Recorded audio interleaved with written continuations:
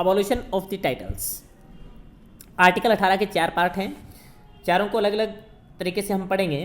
पहला सब क्लोज जो है वो राज्य के लिए है, दूसरा भारतीय नागरिकों के लिए है, तीसरा सब क्लोज विदेशी व्यक्ति के लिए है, और चौथा भारतीय नागरिक और विदेशी व्यक्ति दोनों के लिए है।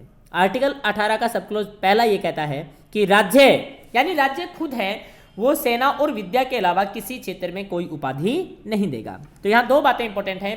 आर्टिकल 18 का सब क्लोज जो पहला है वो ये कहता है कि राज्य उपाधि नहीं देगा, केवल दो इसके एक्सेप्शन है, सेना और विद्या।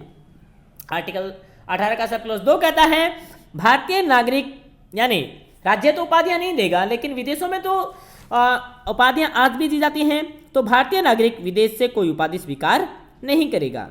आर्टिकल 18 का सब क्लोज 3 कहता है कि विदेशी व्यक्ति, चलो भारतीयों को हमने मना कर दिया, विदेशों से नहीं लेगा, लेकिन विदेशी व्यक्ति जो भारतीय राज्य के अधीन कोई लाभ और विश्वास के पद पर हैं तो वो राष्ट्रपति की पूर्वानुमति के बिना कोई उपाधि नहीं लेंगे। हाँ, राष्ट्रपति की अनुमति से, पूर्वानुमति से वो अपने देश से कोई उपाधि ले सकते हैं, क्योंकि भारत में तो उपाधियां दी नहीं जाएंगी।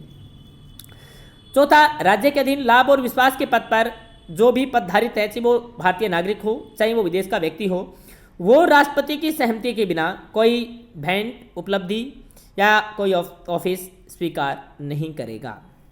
कहने का मतलब आर्टिकल जो 18 है वो अपने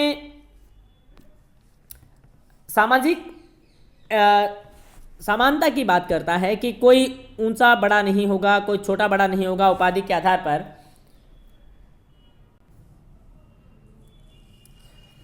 अब अगर छोटी सी बात करें कि उपाधियां हैं क्या, तो अपने देखते हैं कि जो औपनिवेशिक काल था, जब हम ब्रिटिश शासन के अधीन थे, तो जो अंग्रेज थे वो डिवाइड एंड रूल के आधार पर हमारे अंदर डिवाइड एंड रूल, बांटो राज करो की नीति के तहत हमारे अंदर सामाजिक विद्वेष पैदा करना चाहते थे।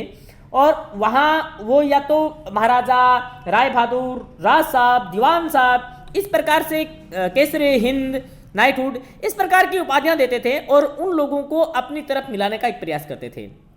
तो इस प्रकार से वो लोग अंग्रेजों के प्रति स्वामी भक्ति पैदा करते और जो सामान्य लोग हैं उनको वो घृणा की दृष्टि से देखते। तो इस प्रकार से औपनिवेशिक काल में जो टाइटल्स की शुरुआत की गई थी, इस विधान के लागू होने के बाद उस टाइटल्स को हमने जड़ से मिटा दिया और ये प्रयास किया। लेकिन आपको बता दूं कि 1977 में मोरारजी देसाई की जो जनता पार्टी की सरकार आई, उन्होंने कहा कि जो 1954 में 1954 में जो राष्ट्रीय पुरस्कार थे, जैसे भारत रत्न है, पद्म विभूषण है, पद्म भूषण है, पद्मश्री है, ये भी कहीं ना कहीं टाइटल्स की श्रेणी में आते हैं। तो इस के लिए उन्होंने राष्ट्रीय पुरस्कारों पर अंकुश लगा दिया और 1977 से 80 तक ये सरकार रही, तब तक ये पुरस्कार वितरित नहीं किए गए। वापिस जैसे ही आईएनसी इंदिरा गांधी जी के नेतृत्व में 1980 में आईएनसी ने जैसे ही अपना वापसी की और उन्होंने इन पुरस्कारों का पुनः प्रारंभ कर दिया। तो ये भी कई बार प्रश्न पूछ लेता है पुरस्कारों का वितरण कब से कब तक रोका गया।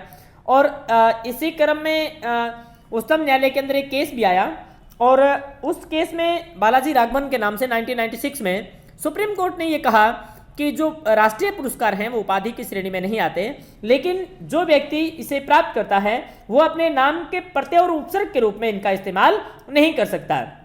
यानी हम इन पुरस्कारों को एज ए टाइटल्स, यानी जैसे हम नाम से पहले या बाद में इसका नहीं यूज कर सकते, उपयोग नहीं कर सकते, और अगर कोई व्यक्ति ऐसा करता है तो उसे राष्ट्रीय पुरस्कार को त्यागना पड़ेगा।